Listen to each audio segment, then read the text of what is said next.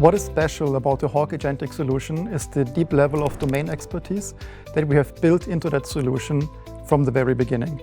And which of course also is like the culmination of all of the work that we have done previously in the AML and fraud spaces. What does that mean concretely? It does mean, for instance, that the system is not only highlighting you the key findings, like the symptoms of something that looks strange, but it's aggregating those symptoms into typologies.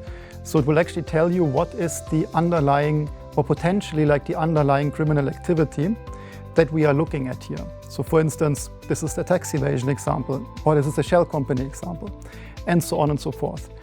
And what's even better is that we will use the typologies from the FIUs, from FinCEN, from Europol, and so on and so forth, and put them into our system, so that when you use our system, you are absolutely sure that you are 100% compliant with all of the typologies that are released by these regulatory bodies.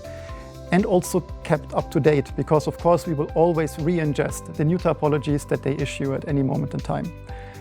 Another big special thing is that we are able to connect to data sources and have sub-agents for these data sources that are highly relevant for AML and fraud investigations. So these could be things like, for instance, that we're having a sub-agent that is directly working on the Panama Papers and can extract data out of the Panama Papers that could be relevant for the investigation that you are looking at. And you can directly integrate that sub-agent into your workflow.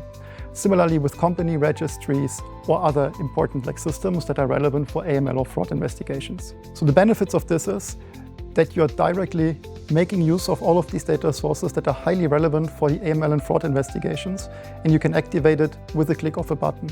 And you can directly make sure that this data is being used. This means that, for instance, like some suspicion that might have been unnoticed previously without this data is now not unnoticed, and you have a much better risk coverage as a consequence, and you are able to detect more money laundering and fraud.